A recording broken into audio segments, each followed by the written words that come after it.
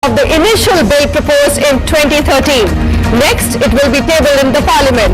The bill could not have come at a better time, is what we're saying. There's a complete trust deficit today amongst home buyers, and the industry is already paying a hefty price with rapidly falling sales. On today's special show, we will examine the provisions of the bill to seek answers to the burning question: does the bill protect lakhs of home buyers across the country who face the brunt of one-sided agreements and shoddy product delivery? To answer that, I have with me Pankaj, Bajaj, MD Deco Infrastructure and Properties, Australia, Managing Director of Sari Homes, Sudipta Kumar, Pag, Advocate Supreme Court, Anshuman Magazine, CMD, CBRE, South Asia. Gentlemen, thank you very much for joining me. Let's just take a quick look at some of the key provisions which have been cleared. First of all, has the bill widened the compliance net? Yes, it has. Along with residential commercial real estate projects will also be covered, and all projects will have to be registered with the regulator within 3 months, including size of just 1,000 square feet and 3 apartments. So even small developers cannot advertise, launch project without registration, and non-compliance will attract fines, and misinformation attract fines of 5% of the project cost. So we will keep showing you all the other provisions, but I think the first burning question is the buyer adequately protected? So you've been on the real estate shows several times. We've discussed how dire the situation is, especially in some of the key markets of NCR, where project delays have crossed actually 50 months. What do you think? I think it's come little late. It's good for us, and it will certainly, any law that comes in, all the stakeholders get to have a say on this. I think the regulator, the implementing agency, if they really look at it objectively and make use of the law, I think it's all the better. I think the real estate sector will take a better out of it. All right, so it will become more transparent, hopefully. Anshuman Magazine, what's your reaction? We've been hearing voices since morning. Developers' point of view is that it's somewhat draconian. There could be criminal proceedings against developers who actually delay their projects. Okay, we've lost Anshuman. We'll get back to him. But is this bill draconian, or do you think it will protect the buyers? Draconian for the developers, Pankaj, of course. Yes, if you do commit willful defaults, the developers will face the full force of the law. But where the developers are apprehensive about this bill is that the term willful default has not been adequately defined. So what we fear is that we will be at the mercy of discretionary power of the authority that we will be defining what willful default is. Why do you call it discretionary? Because it's not defined. Supposed to examine. But it's not defined. Okay. So, and another thing, it says that you cannot launch a project unless you register a project with a developer, which is a very good thing, and it does protect the customers, to answer your second question, from the menace of pre-launches. Developer launching projects without having title of the land, without getting all the requisite approvals. But again, what is the mechanism for that registration? It says it's going to be online, it's going to be a deemed registration within 15 days, but subsequently the regulator is going to examine your documents and have the power to revoke the registration. It is not defined on what grounds. If it has been deemed, these things will get cleared. Overall, on the provisions, Anshuman Magazine, we have it with us. Anshuman, look at some of the key provisions. One, that you will be penalized if you do not declare everything, the promoter's background, the approvals, etc., and register your project with the regulator. It goes on to actually say that the one-sided agreements, especially where the buyer had to pay 18% interest to the developer for a delayed payment, but the developer himself got away with 5 rupees per square foot, which actually works out to less than 3% in a mid-size home. You think some of these big changes are just something which were waiting to happen to protect the home buyer in India? See, first of all, you asked me the earlier question that what do I feel of it. I think this is good that the regulator bill has come in, because this will give confidence to investors in the long term. This will attract more investment in the sector, both keeping the consumer in place, but also importantly institutional investors, which will come in both domestic and foreign. Okay. But leaving that aside, so it is good, but at the same time, along with the regulator bill, the government also has to take certain accountability. It will, one of the reasons why, if you look at any sector in India, be it telecom, be it cars, where the costs have gone up or gone down, services improved, quality is improved is because of competition. If we make development business more difficult to enter, and part of it is part of the regulatory bill where, some of the laws are still draconian like you mentioned, then we will not get more people coming into the market, doing development, more professional, better people, which will increase competition, which will reduce prices, improve quality, etc. in the long term. So there are certain provisions which need to improve. We thought that the industry was evolving. There were, I don't want to name any companies here, but there is a company in NCR, young bunch of architects, professionals who launched several projects on the promise of transparency, and we know what's happening to many of those projects of that company. The developers have split and the projects are getting inordinately delayed. So I'm not so sure there's been enough time, Vineet Relia, for the industry to clean up its act by itself and self-regulate. There are only a handful of developers who we can really call as honest, transparent and following the rules and actually protecting or thinking for the buyer. There's a word in Hindi which is called fitrat and niyat. Somehow the industry hasn't convinced the buyer that its niyat is right, intention is right. So I think, the way you put it, the rules of the game are defined now, right? But what we are worried about is there are certain provisions about how it is going to be executed on the ground. Okay. If you again get us back to a situation that we have to go and plead to an individual's judgment, then we'll be creating more issues. Otherwise, yes, like Pankaj put it, if there is a willful default and somebody has a wrong intention, the consumers are protected.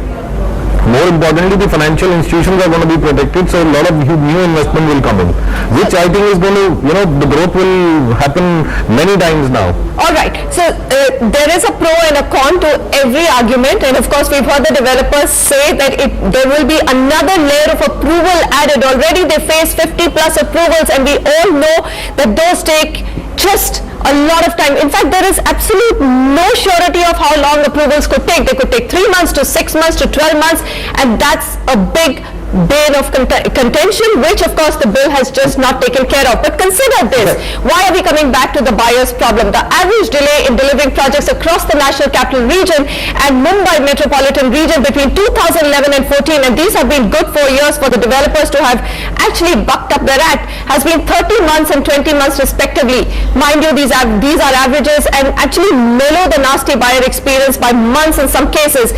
In MMR, there are 2.7 lakh units which have been substantially delayed and are under construction. In NCR, the number is 3.8 lakhs and the all India total adds up to 10 lakhs. So something is definitely wrong. How much of it is willful? How much of it is because of approval delays? There is no number to it. But hear out this buyer. We've got Amit Chauhan. He's been battling with one of the new developers who came with the promise of actually delivering in time, and all the projects are stuck. Amit, you have a question for the panel here, and what are your own concerns or positive reactions to the bill?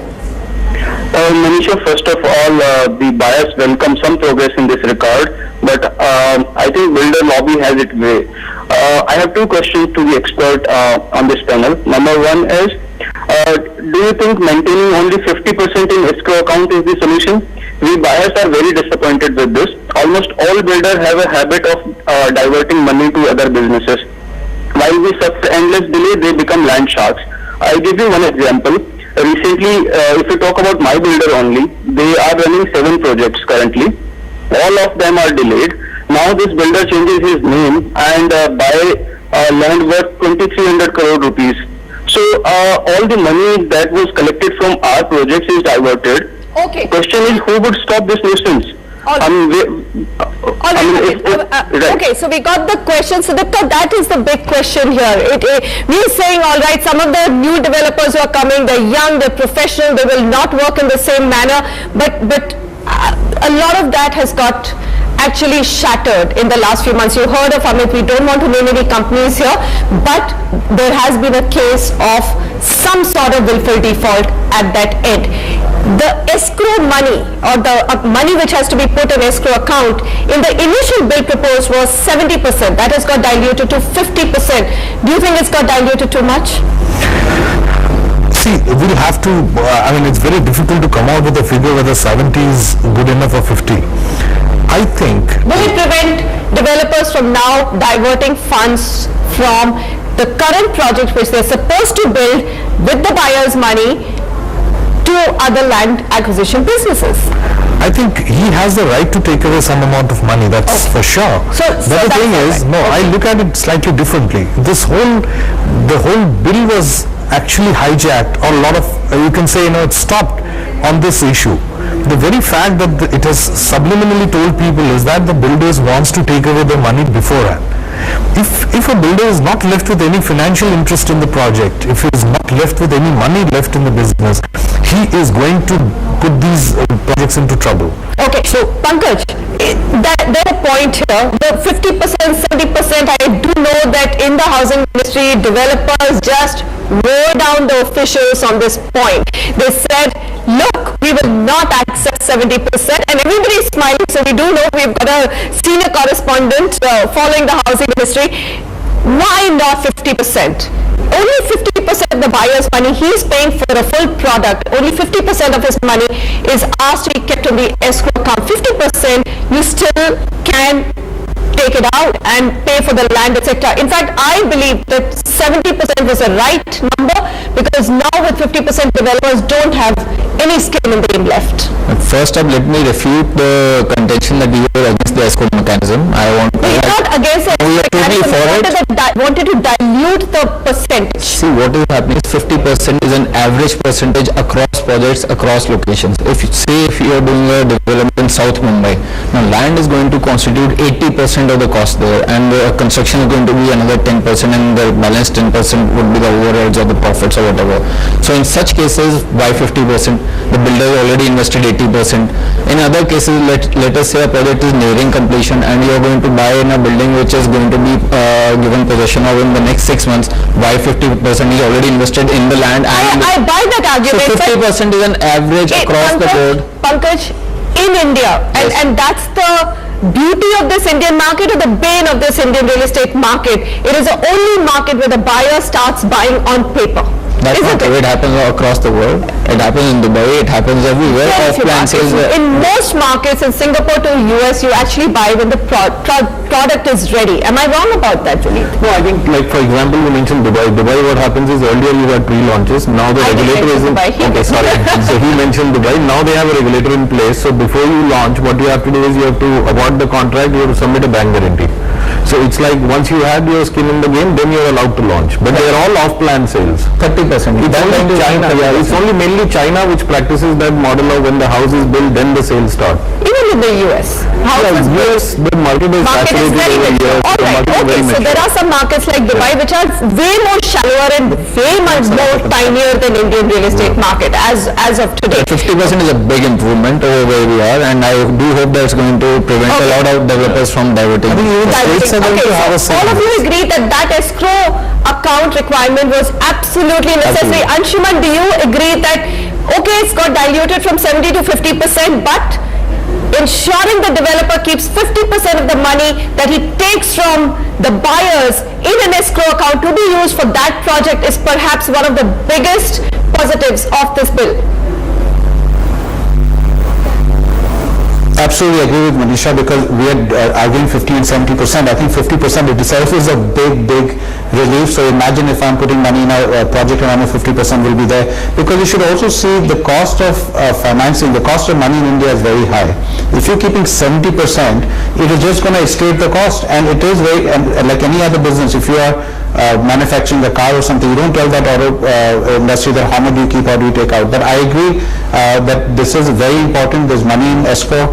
This will really make sure there's anybody unscrupulous, the risk goes down, and I'm happy with 50% because right now it's zero, Okay, fair enough. Now the other provision, which at least from a buyer's perspective, I think is a big positive, Sudipta, and you may tell me whether you agree, is the carpet super area debate. Every developer prices the product on super area. Super area is a carpet area, which is what you get within the four walls, the built-up area, the common areas, the landscaping, and plus. So that plus has never been defined. In fact, the ratio has been worsening in Mumbai. Sometimes you pay for 1,000 square feet home and what you get is 550 square feet, and we know of cases which is happening. So the regulator now says you can only sell on carpet area. Is this the big plus or not? I think this is a way to standardize things, and it's very nice that different schemes will have flats of same size, but the additional facilities or the amenities of that project will possibly make the project a little more expensive. The same apartment in a better project or maybe with more amenities is going to cost more. As long as I know what I'm paying Correct. for. Vineet, is that the right argument? Because for the longest time, developers just refused to agree to that clause. They said, why? We're giving so many amenities. The luxury project will, of course, have more loading. We get it. But why can I not know what am I paying for the four walls and the space that I get, and what am I paying for the rest of the amenities, and what is plus plus? See, I think the way we look at it, every brochure, every sale would have the layouts defined, the rooms defined, the measurements defined there. So if a user finally, when he takes his possession, he can measure them.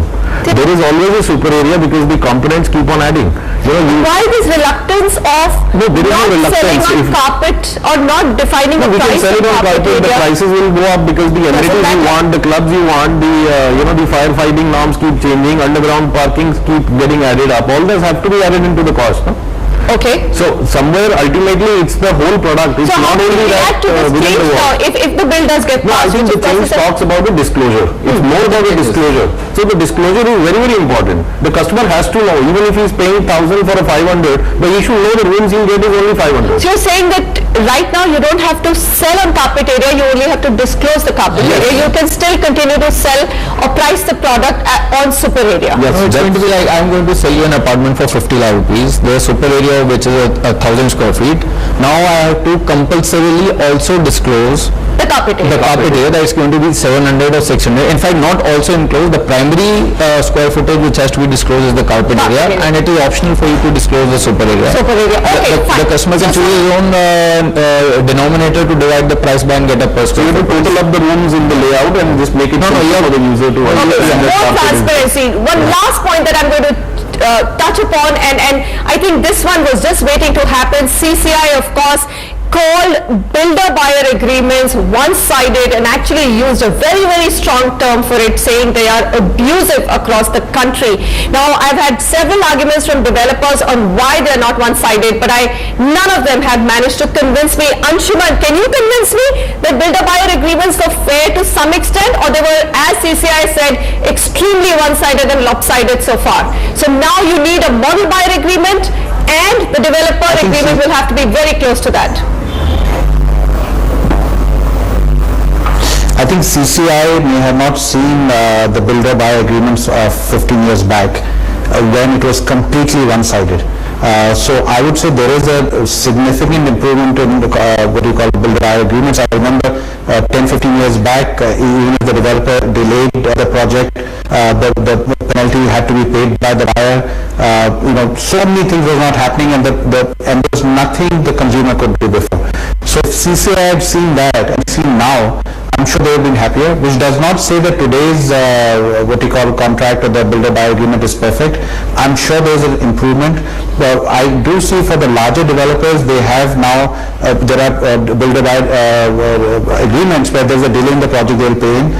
But certainly there could be more improvement on those agreements, but what I've seen over the years already, it is much better, and I'm sure with CCI and the regulator and so much attention towards this, and with competition increasing in the market, because I think we don't give enough credit to market forces. In the past, if you looked at any city, there was hardly any option a consumer had. Today, when the market is down, there are many other projects, so the consumer has a better say, the consumer is more aware, and they can negotiate a Anshuman, we better just read out the agreement. figures of how But aware yes, the there are consumer is, frequent and developers somewhere who still may projects still are not getting diluted. I'm competition sorry are following it, so there is a I'm room for sorry to improvement. interject But I think we are in a and better place than we were in the But past. Sudipta, are the builder buyers, has competition, of course competition has, what has it done? We know who the good developers are, for sure. The delivery track record, and only the good developers come for all our debates and discussions because the rest of them do not want to come. So that's another proof. They become the voice of the industry, but there's very little which is actually giving them support other than their own performances and their own project performances. Isn't it true?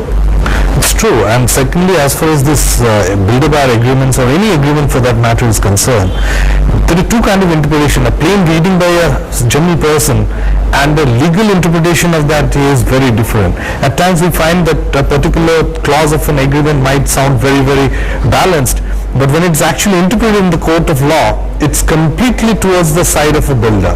So that has been our experience over the years, and we have seen that every time the court has to hammer it down with certain laws to say that you could not have done this, or the interpretation could not have been like this. See, the thing is... So it is one-sided. Yes. And you think what the bill has done is a positive step. It is. It will have a model buyer-seller agreement, and developers will have to ensure that their agreements are close to that. Gentlemen, thank you very much for joining me. We can go on with this discussion, but I think that if you just look at the figures of what has happened to sales and how they have slumped, the inventory overhangs, which is at the rate at which a unit is sold, at current rate of absorption in the NCR market, that number has crossed 50 months. Unsold units have just touched 3 lakh in number. That just tells you that there is a downturn, and this downturn in India's real estate is a harsh consequence of some of the business practices by not just developers but also state authorities who use real estate as the best way to earn under the table money. So I'm going to conclude there that it's not just the developers. A lot needs to be fixed in the system, and the regulator bill is just the beginning of that process. Thanks very much for joining me. We can only hope that the bill approved by the Union Cabinet must be passed by the Parliament if the buyer confidence has to be restored.